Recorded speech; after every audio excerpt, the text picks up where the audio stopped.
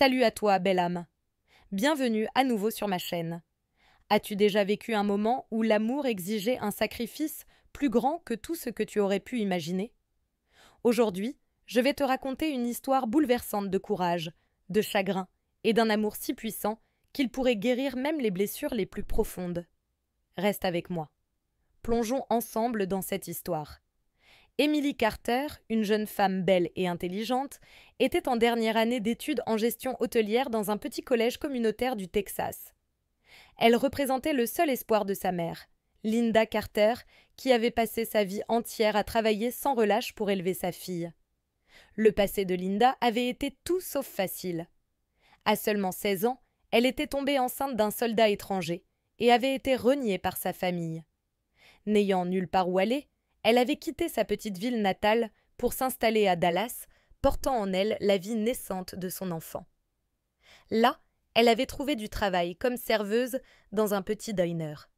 Les difficultés de la vie l'avaient finalement poussée à travailler dans des boîtes de nuit en tant que coordinatrice d'événements, juste pour gagner assez d'argent afin d'envoyer Emily à l'école et lui offrir un avenir meilleur. Bien qu'elle ait grandi dans la pauvreté, Emily ne s'était jamais sentie privée d'amour. Linda l'aimait de tout son cœur, la protégeant des tentations et des dangers du monde. Linda n'avait qu'un seul rêve, qu'Emily obtienne son diplôme, décroche un bon emploi et vive la vie qu'elle-même n'avait jamais pu expérimenter. Un soir paisible, alors que tout semblait enfin s'arranger, un cauchemar était revenu briser leur monde. Ce soir-là, Emily était assise à son bureau, terminant avec application ses derniers devoirs, avant la remise des diplômes. Tout autour d'elle était calme, avec pour seul bruit le murmure du vent effleurant la vitre. Soudain, un coup frappé frénétiquement à la porte brisa le silence. Émilie se précipita pour ouvrir et fut surprise de voir Monique Reyes, l'ancienne collègue de sa mère, peinant à soutenir une Linda faible et à peine consciente. « Que s'est-il passé avec ma mère, Monique » s'écria Émilie paniquée. « Je ne sais pas, ma chérie, halta Monique. Elle se plaignait d'un horrible mal de tête. Puis s'est effondrée. J'ai fait aussi vite que j'ai pu pour l'amener ici. » Le cœur d'Émilie se serra de peur. Elle aida rapidement à soutenir sa mère, sentant son corps mou et froid. « Maman, tu m'entends » murmura Émilie. Linda ouvrit légèrement les yeux, le visage tordu de douleur. Sans hésiter, Émilie appela une ambulance. Pendant le trajet tendu vers l'hôpital, elle serra fort la main de sa mère, murmurant des prières à voix basse. À leur arrivée, Linda fut immédiatement emmenée en salle d'urgence.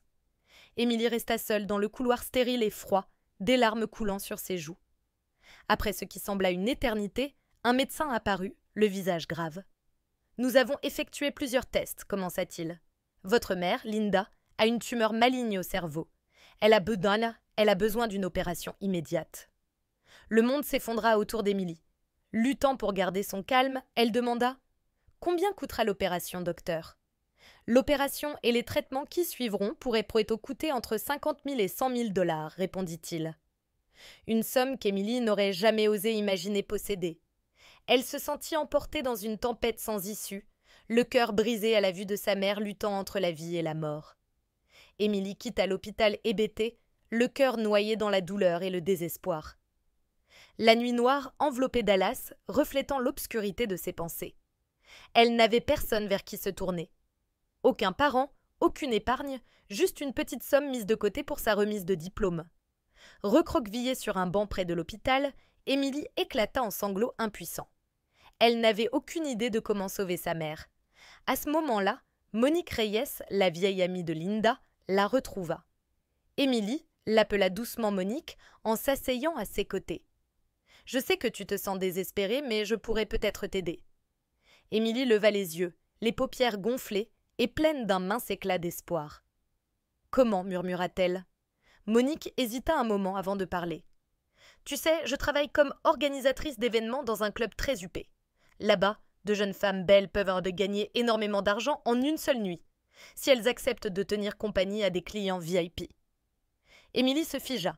Elle n'aurait jamais imaginé entendre une telle proposition. « Tu veux dire, comme une escorte ?» Sa voix se brisa. Monique acquiesça doucement. « Personne ne te forcera, mais si tu veux sauver ta mère, une seule nuit pourrait suffire à tout payer. » Le cœur d'Émilie se tordit douloureusement. Elle se détestait rien que d'y penser. Mais les images de sa mère fragile, allongée sans défense dans ce lit d'hôpital, ne cessaient de la hanter. D'une main tremblante, Émilie essuya ses larmes. Elle savait qu'elle n'avait pas d'autre choix. « D'accord, murmura-t-elle d'une voix tremblante. « Je le ferai, si c'est pour sauver ma mère. » Monique lui serra la main avec force. « Tu es forte, Émilie.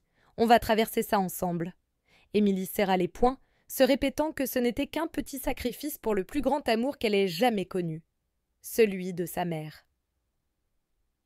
La nuit suivante, Monique emmena Émilie au Club Vela, une boîte de nuit luxueuse nichée au cœur du centre-ville de Dallas.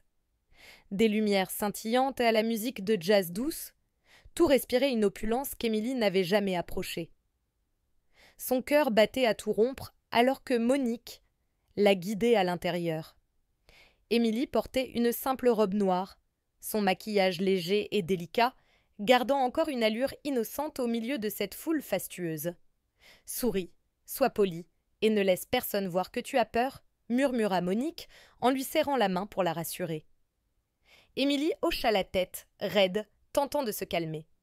Peu après, l'attention d'Émilie fut attirée vers un coin de la salle où un jeune homme en costume noir élégant discutait avec le gérant du club. Son visage était saisissant, ses yeux froids, mais indéniablement captivants. « C'est Ethan Villal, » murmura Monique, « un des VIP les plus riches ici. » Avant qu'Émilie ne puisse réagir, le gérant pointa dans sa direction et Ethan tourna la tête. Leurs regards se croisèrent un instant et Émilie se sentit figée sur place. Le gérant se précipita vers elle en murmurant « Ethan vous a choisi. Préparez-vous. » Émilie en oublia presque de respirer. Ses jambes menaçaient de céder, mais l'image de sa mère, allongée sans défense dans un lit d'hôpital, la maintenait debout. On la mena jusqu'à Ethan.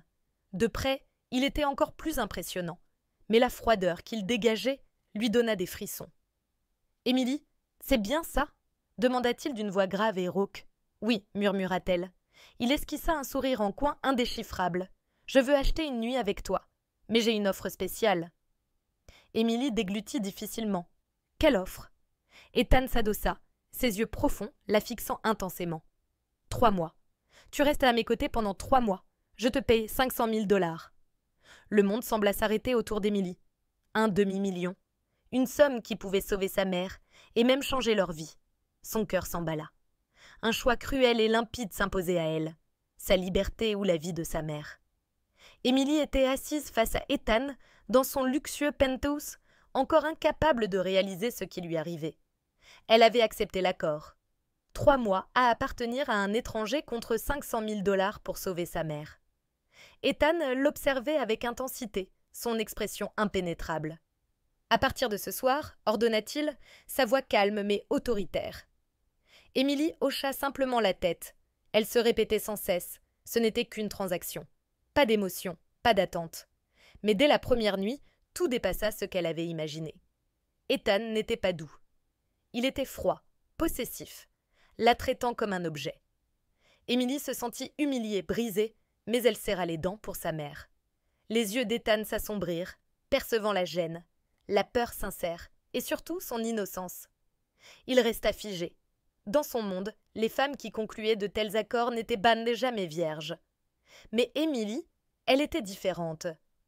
Elle avait tout sacrifié, sa pureté, son âme, pour sauver sa mère. Silencieusement, il s'écarta d'elle. Son regard était troublé alors qu'il la contemplait, tremblante sous la lumière tamisée. « Pourquoi ? Pourquoi fais-tu ça ?» demanda-t-il, sa voix chargée d'émotion. Émilie mordit sa lèvre, retenant ses larmes. « J'ai besoin d'argent pour sauver ma mère. » Une réponse simple, mais qui transperça Ethan plus profondément que n'importe quelle arme. Une fille, innocente, prête à tout sacrifier pour sauver un être aimé. Il se détourna, serrant les poings pour maîtriser la tempête d'émotions qui l'envahissait. Dès cette nuit-là, le comportement d'Ethan envers Émilie changea du tout au tout. Il ne la toucha plus brutalement, ni ne la regarda avec mépris. Il devint doux, prenant soin d'elle avec tendresse. Des petits déjeuners préparés par ses soins, des regards volés lorsqu'elle souriait, des instants suspendus où il la regardait dormir. Et Émilie, malgré elle, sentit son cœur frémir. Elle percevait qu'au-delà de la froideur d'Ethan se cachait un homme solitaire, blessés par le passé. Un lien invisible commença à se former entre eux, fragile, hésitant, mais d'une douceur poignante. Un soir, après une longue réunion, Ethan rentra et s'installa silencieusement dans le salon, le visage marqué par la fatigue et la solitude. Sans réfléchir, Émilie s'approcha et posa une tasse de thé chaud devant lui. Ethan leva les yeux et ses prunelles habituellement glaciales s'adoucirent. Il murmura « Merci ». 2 mots simples, mais le cœur d'Émilie s'emballa douloureusement. Contre toute raison, elle sentait naître en elle un trouble profond. Elle savait qu'elle tombait dans une relation sans avenir. Pourtant, chaque fois qu'elle voyait une lueur de chaleur dans les yeux d'Ethan, elle espérait. Elle espérait qu'au fond de sa carapace glacée, un cœur capable d'aimer existait. Mais elle savait aussi qu'elle n'était qu'un accord destiné à durer 3 mois. Et lorsque ce temps s'écoulerait, le rêve auquel elle s'était laissé croire s'évanouirait. Avec le temps, le lien entre Émilie et Ethan se renforça. Aucun des deux ne l'admit, mais tous deux ressentaient ce fil invisible qui les unissait de plus en plus. Jusqu'au jour où la réalité les frappa de plein fouet. Un matin, alors qu'Émilie préparait le petit déjeuner, la sonnette retentit, forte et insistante. Avant qu'elle ne puisse réagir, la porte s'ouvrit brusquement. Une femme élégante au regard glacial se tenait là. Véronica Villarriel, la mère d'Ethan. Elle entra, furieuse, ses yeux de glace balayant Émilie. « C'est cette ordure que mon fils soutient », lança-t-elle avec mépris. Émilie se figea. Ethan sortit précipitamment de la chambre surpris. « Maman, s'il te plaît, ne fais pas ça. » Mais Véronica l'ignora. Elle s'approcha d'Émilie, l'examinant de la tête aux pieds comme une marchandise bon marché. « Tu crois pouvoir t'infiltrer dans notre famille avec ce visage banal? Une fille sans père, sans nom, qui ose rêver de gravir les échelons ?» Hors d'elle, Véronica leva la main et gifla Émilie violemment. Le claquement résonna, faisant chanceler Émilie. Des larmes lui montèrent aux yeux sous le choc et la douleur. Ethan se précipita, agrippant les épaules de sa mère. « Arrête, maman !» Émilie, tremblante, la joue en feu, regarda Ethan, l'homme qu'elle aimait en secret. Mais il resta silencieux, incapable de prononcer un mot capable d'apaiser sa douleur. Ne supportant plus la situation, Émilie s'enfuit de l'appartement, sourde aux cris d'Ethan derrière elle. Le cœur en miettes, elle courut sans direction à travers l'avenue bondée. Le crissement des pneus perça l'air. Tout devint flou. Un choc violent. Son corps heurta le bitume glacé. Des cris éclatèrent. Les lumières des voitures devinrent un cauchemar chaotique. Ethan accourut, le souffle coupé en voyant Émilie, inerte, baignant dans une mare de sang. « Émilie !» hurla-t-il, la serrant dans ses bras, désespéré. L'ambulance arrive rapidement. Émilie fut emmenée d'urgence. Ethan ne lâcha pas sa main un seul instant. Après une attente interminable, un médecin sortit enfin, le visage sombre. « Nous avons pu sauver mademoiselle Émilie, mais elle était enceinte, et nous n'avons pas pu sauver le bébé. » Ethan resta figé. Ses mains tremblaient. Son cœur semblait réduit en cendres. Il ignorait qu'Émilie portait leur enfant. Et maintenant, il avait tout perdu. Les jours suivants, Ethan ne quitta presque pas l'hôpital. Il resta au chevet d'Émilie, tenant sa main glacée, murmurant des excuses qu'il n'avait jamais eu le courage de dire auparavant. « Je suis désolé. Tout est de ma faute, » disait-il, la voix brisée, les yeux rouges d'insomnie. Jour après jour, il restait à ses côtés, s'accrochant au moindre espoir. Et un matin, un miracle se produisit. Les doigts d'Émilie bougèrent légèrement. Ethan se redressa d'un bond, le cœur affolé. Il appela une infirmière, les larmes coulant à flots, alors qu'il voyait les yeux fatigués d'Émilie s'ouvrir lentement. « Émilie, » murmura-t-il en serrant plus fort sa main, la voix tremblante. « Reviens-moi, je t'en supplie, » sanglota-t-il, les larmes coulant librement sur ses joues.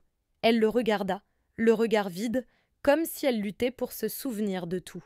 « Elle aurait besoin de temps pour se rétablir, » expliqua le médecin, « et elle aurait besoin de beaucoup d'amour. » Ethan hocha la tête, plus déterminé que jamais. À partir de ce jour, Ethan ne quitta plus son chevet. Il s'occupait de ses repas, de son repos, avec la dévotion d'un homme qui avait trouvé la chose la plus précieuse de sa vie et ne comptait plus jamais la laisser lui échapper. Un après-midi, alors qu'Émilie était enfin capable de s'asseoir, Ethan entra dans la chambre avec un bouquet de roses blanches et une petite bague étincelante. Il s'agenouilla à côté de son lit, la voix tremblante.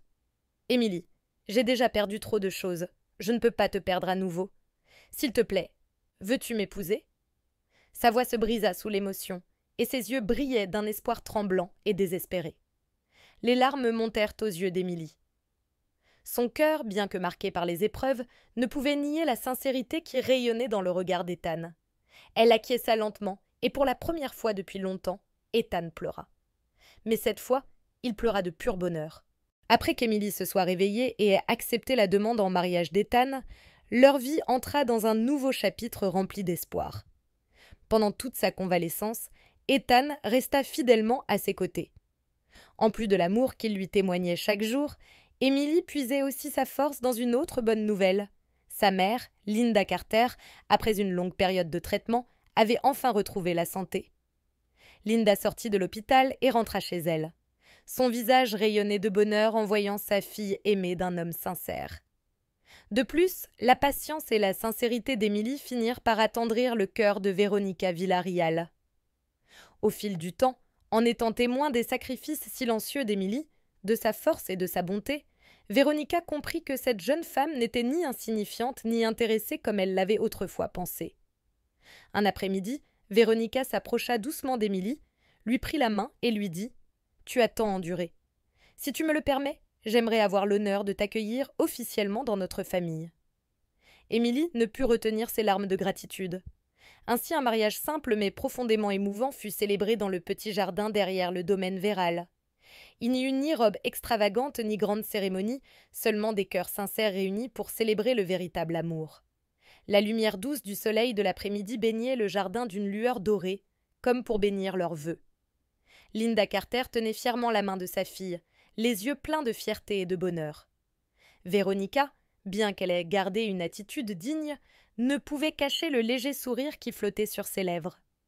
Lorsque Ethan glissa doucement la bague au doigt d'Émilie, des larmes de joie roulèrent sur les joues des deux mères. Ce jour-là, non seulement des vœux furent échangés, mais des cœurs blessés trouvèrent une guérison miraculeuse. 2 ans après leur mariage, la vie d'Émilie et Ethan était plus heureuse que jamais. Émilie donna naissance à 2 magnifiques filles jumelles qu'Ethan appelait affectueusement ses petits anges. Les rires des enfants résonnaient dans leur maison, insufflant une vie vibrante à leur foyer. Mais ce n'était pas tout. Ethan offrit tout son amour et son soutien pour aider Émilie à réaliser son rêve d'enfance. Ouvrir sa propre boulangerie. La petite boutique, nommée Sweet Heaven, se trouvait confortablement à un coin de rue de Dallas, animée chaque jour par une clientèle fidèle, attirée non seulement par les douceurs, mais aussi par la chaleur qu'Émilie mettait dans chacune de ses créations. Chaque matin, Ethan emmenait leurs 2 filles à la boulangerie, s'asseyait tranquillement dans un coin et observait sa femme préparer ses pâtes et décorer ses gâteaux, les yeux remplis d'amour et de fierté. Leur petite famille, autrefois meurtrie par la douleur et les épreuves, avait enfin trouvé un bonheur simple mais parfait. Et peu importe le nombre d'années qui passeraient, peu importe les défis que la vie leur réserverait, Émilie et Ethan étaient convaincus que tant qu'ils avaient l'amour, ils pourraient tout affronter ensemble. Si cette histoire vous a touché le cœur, n'oubliez pas de mettre un j'aime, de laisser un commentaire pour partager vos pensées et de vous abonner à ma chaîne pour découvrir d'autres récits émouvants. À bientôt, belle âme.